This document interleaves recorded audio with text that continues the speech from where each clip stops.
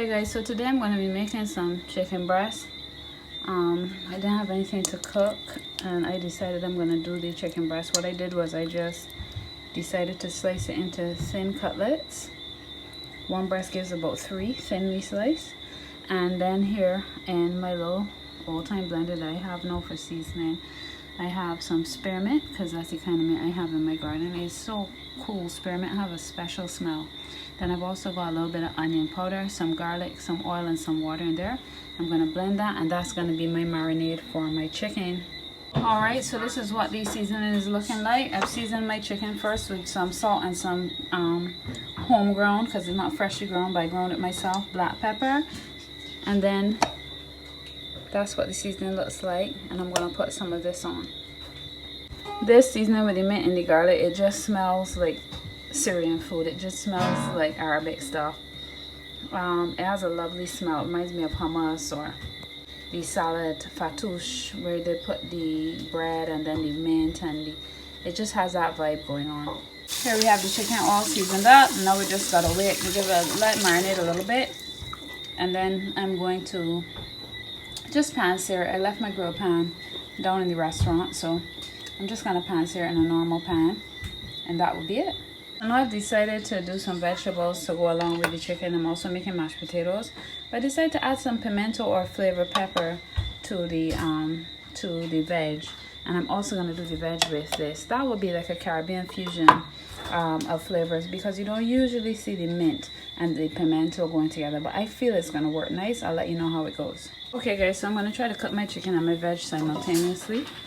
I put a little bit of olive oil in each pan. One is a wok, and then the other one is a frying pan, a flat frying pan. Now for the vegetables, what you can do in order to be able to throw them all in the pan and not have to worry about which one you have to cook first and the different cooking times, is you make sure that whichever vegetable is the most dense, you are going to cut that the thinnest. So for instance, here I have cabbage, which is going to cook fast, broccoli, which is going to cook fast, but I also have carrots, which might take a little longer. But by cutting the carrots small and thin, it will still have a slight crunch when everything is done, but it will be cooked enough so that all of these vegetables can be cooked at the same time. Adversely to that, you can cut the carrots however you want, thin, thick, whatever. Cut them first and then add in the veg based on how long the cooking time is.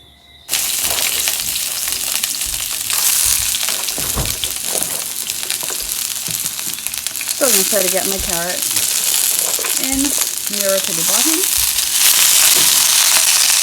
so that the steam would also help cook them. And I've got some cucumber in here as well. Something you can do with your cucumbers before they go off is you can put them in stir fries. So just want to cook this, and in the meantime I'm also going to be cooking my chicken right next to it. My same seasoning as my steam, so I'm adding a little bit of it to the veg, just a little. Vegetables don't need too much seasoning anyway. I'll just add a little bit of that to the vegetables, and then I'm also going to add a little salt.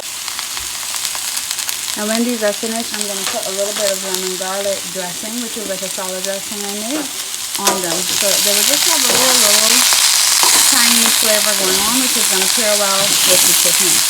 So there's a good way to change up your veg. The same vegetables is normal, but you just cook them a bit different. And remember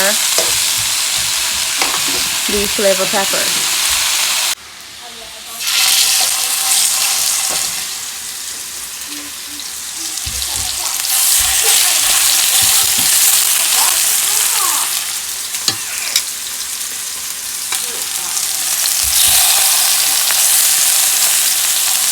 This chicken is going to take about 3 minutes per side. It's going to cook really quickly.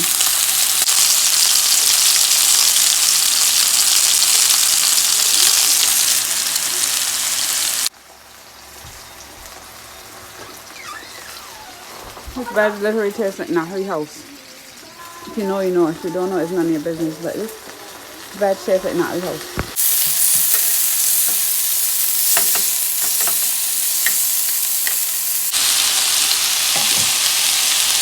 Just make sure when you're using your tongs or whatever to deal with something that's both raw and cooked, that you make sure the tongs have enough heat on them to cook whatever residual or juices are on the tongs.